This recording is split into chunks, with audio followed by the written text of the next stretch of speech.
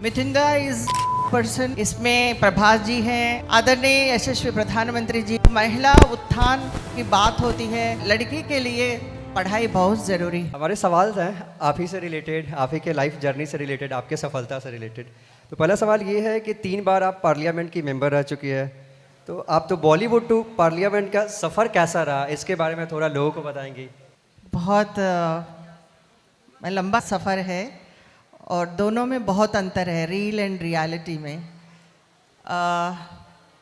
2 घंटे में हम कुछ ऐसे किरदार निभा सकते हैं कि मैं डॉक्टर भी बन सकती हूँ, लॉयर भी बन सकती हूँ, पॉलिटिशियन भी बन सकती हूँ। सब कुछ दुनिया में क्या कैरेक्टर्स है वो सारे हम 2 घंटे में दिखाते हैं।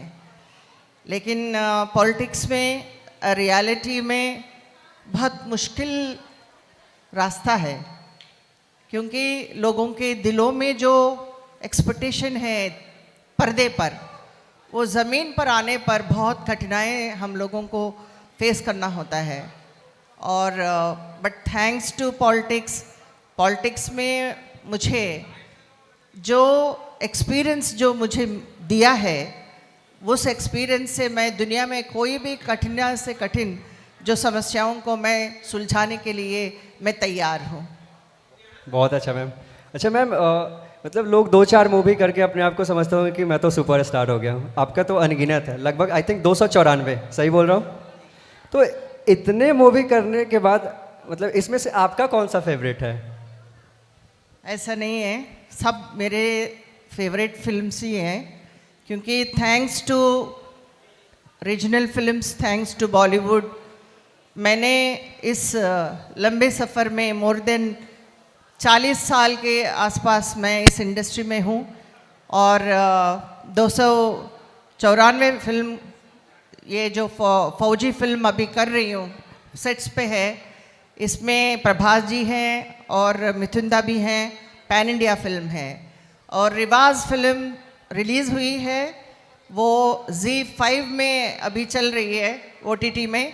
वो 3 तलाक के ऊपर है, महिलाओं के जो समस्याओं के ऊपर इस फिल्म रिलीज़ हुई है। मैं बहुत गर्व के साथ कहना चाहती हूँ कि ये फिल्म भी बहुत बढ़िया हुआ है। बहुत बढ़िया मैम। इसी सवाल से एक और सवाल आता है कि मिथुन दा के साथ आपका कैसा व्यवहार है, क्योंकि अभी आपने एक मूवी मतलब प्लानिंग कर ही रही है, ऐसा चल रहा है, तो उसके बारे में कुछ बताएंगे। मिथिंदा इज़ यूनिक पर्सन एंड महानायक है, तो वो कोई भी किरदार निभाते हैं तो उस पे ऐसा लगता है कि वो एक्टिंग नहीं, वाकई वो इंसान जो समस्याओं से जूझ रहा हो, जो स्टाइल इनका जो अपनाया है, उसमें डिस्को डांसर के नाम से वो जाना जाते हैं और दादा फाल्के अवार्ड उनको मिल चुका है। ये हमारे लिए भी, इंडस्ट्री के लिए भी गर्व की बात है। बहुत बहुत धन्यवाद। Thank you. एक सवाल और आपसे है, आपकी ट्रस्ट है मैम, तो उस ट्रस्ट के बारे में बताएंगे कि उस ट्रस्ट के माध्यम से लोगों को आप क्या सपोर्ट कर रही है, क्या मकसद है उसका?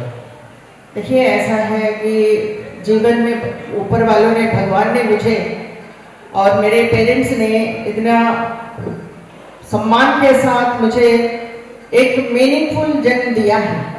इसके लिए बदले में मैं समाज को कुछ देना चाहती थी और दे रही हूँ। और इस ट्रस्ट के नाते हम बच्चों के लिए जो पढ़ाई के लिए, कंप्यूटर्स के लिए सुविधाएं नहीं है, उनके लिए भी हम सपोर्ट करते हैं। और मेरे कॉन्स्टिट्यूंसी रामपुर है उत्तर प्रदेश में, वहाँ पे नर्सिंग कॉलेजेस है मेरे माँ के नाम से, Neelveni Krishna school of nursing and B.Ed colleges है, जयप्रदा इंस्टीट्यूट ऑफ एजुकेशन, अब तो डी फार्मा बना, हम लोग शुरू कर रहे हैं। ये सारे इसलिए करते हैं कि ये कोर्सेज जो है इमीडिएटली, अगर ये 2 साल 2.5 साल अगर कोर्स करते हैं तो गर्ल्स के लिए ये सपोर्टिव है। महिला उत्थान की बात होती है और उनके सम्मान की बात होती है। ख़ास तौर मैं इसलिए कहना चाहती हूँ, लड़की के लिए पढ़ाई बहुत ज़रूरी है।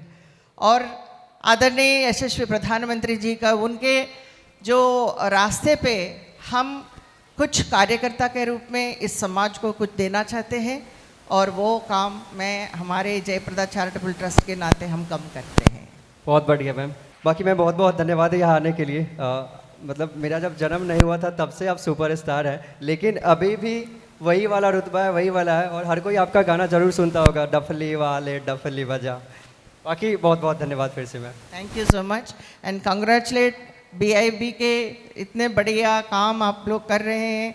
मैं आप श्रीकांत को और आलोक जी को, सारे जो कमेटी को मैं धन्यवाद कहना चाहती हूँ। आपने मुझे याद किया था, आज ही नहीं हमेशा मैं इस धरती के लिए, पटना के लिए मैं आपकी हूँ, हमेशा रहूँगी। थैंक यू मैम, धन्यवाद। थैंक